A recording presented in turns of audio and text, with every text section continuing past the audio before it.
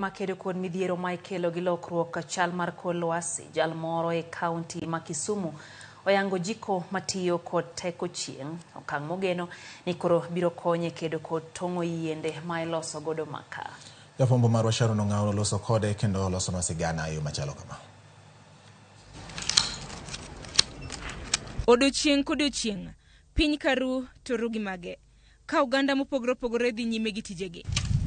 E gweng' ma Alendu e kaunti ma Kisumu, waromo gi Alex Odundo, jal mantiere kod pok mar loso masinde mopogore opogore.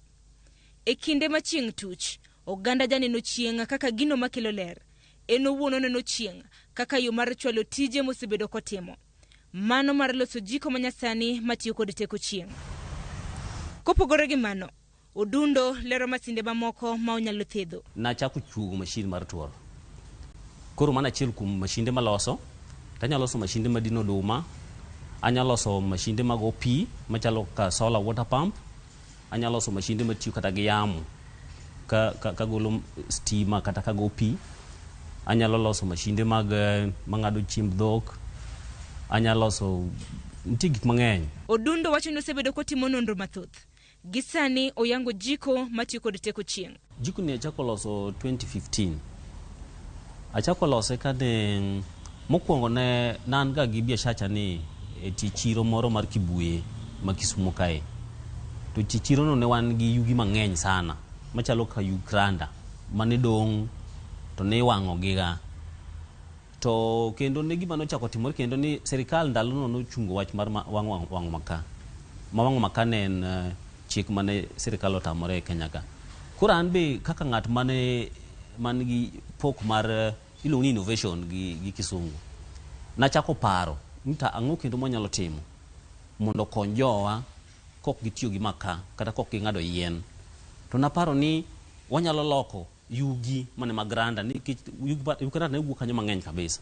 Koro naparo ni wanyalo loko yugi kranda gi mondo bed yien ma ji nyalo tiyogo mondo kik wang'ad yien kwa go maka kendo kik wang'ad yien kwa tedogo. Gima chielo be mano chako keda ka an kada ka ja iluongo ni innovator kamano, kada kan gi pok mar loso gige mag chumbegi, to pod adwa timo biashara be. To neno ni yien en gima duong' e ngimawa, mana kaka wang'eyo ni chiemo en gima ochuno, kaka ot gima ochuno, law be gima ochuno. To naparo ni yien be koro nyaka bed gima ochuno, nikech ka chiemo ochuno, yien be nyaka chun.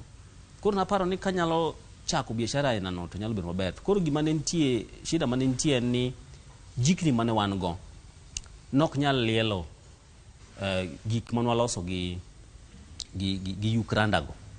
Koro nochuna na chaka paro machielo mar biro gi jiko moro mane nyalo lielo gik maloso gi yukranda go.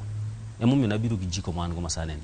Kaluwore gi dwaro mare mar rito alwora, Odundo wacho ni jiko makamano bende nyalo tiyo gi yugi moro amora. Moko chuni nyaka tim mana gi yien. Jiko masani ni tiyo gi gik moluongo ni pellets. Kaka unyalo neno gi kae, magi pellets olosi gi machine, to magi yuk mchele. Wanyalo tiyo gi yugi moro amora, kata ka ni en yugi maliel moa e puodho. Obed yuk mchele, obed yuk randa mar bau, obed yuk oduma, obed yuk bel, yuk oganda, gimoro amora. Watemo manyo gik monyalo tiyogo mondo wagol yien oko, kik watong' yien gi. Sani be you worry about rito piny, iluongo ni rito alwora mar pinywa. Rito alwora mar piny en mana pidho yien. To koro pidho yien nyaka wabi gi rieko machielo mar weyo ng'ado yien. Nikech mano kende yo monyalo rito go piny. Koro wan gi ma pellets gi, to wan gi ma be pellets, but koro ma bet ka duong' matin. Ma wan olunge gi ni 28 mm. En duong' moingo ma matin. Koro gitiye jiko mopogore opogore. Ma tiye jiko bet ka duong' matis, mana kaka uneno ka jiko cha bet ka duong' matis moingo machielo ni. To ma be nya tiye igi te, but otiyo maber ahinya e jiko matis ni. Ma koro ma sana wathoro tiyo kode jiko matiyo go e ot. To maduong' ni sana wathoro tiyo kode jiko mitiyo go e hotel, otende kata kuonde machalo kaka skunde. Kopogore gi jiko matiyo gi maka, jiko manyasani no tiyo mana gi yugi matin. Ma Odundo wacho ni liel kuom thuolo malach. Mokwongo pellets bei mapiny kilinganisha gi bech maka. Kich maka moromo tedo en gimoro siling 100.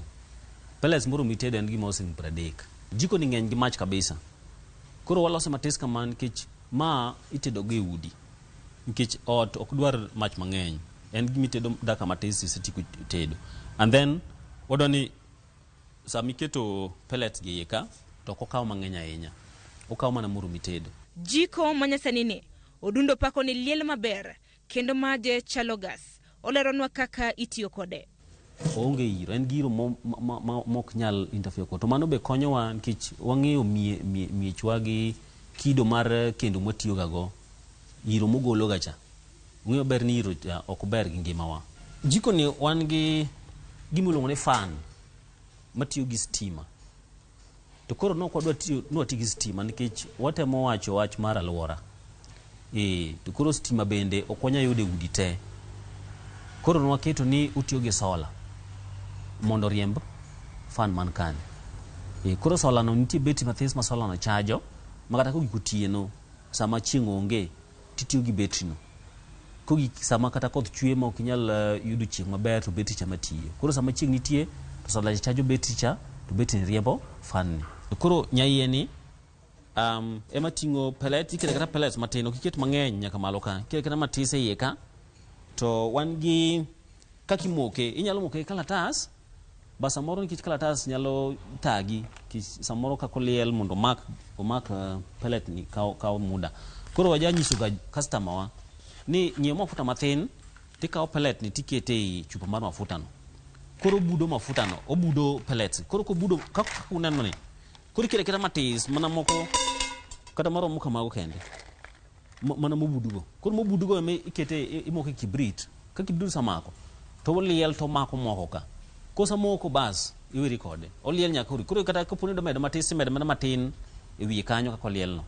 To odhi onyaka adhi nyaka odhiambo. Odundo ojiwo ng'ata man gi nyalo mar timo gimoro amora mar mondo mi kik luor. Ndalo mane pod adongo kana loso gige nagi. Iyudo kata mana nyuola kwiri ni kik idhi nyis ji. To kok inyiso ji ng'ama biro ng'eyi onge. Ineno ni kik idhi nyis ji biro kawo idea mar onge ng'ama nyalo kawo idea mar ng'ato. Mano pok ma Nyasaye omiyi makaro tim manade ji ositemo kwalo idea maga gi tok nyalre pod gifela.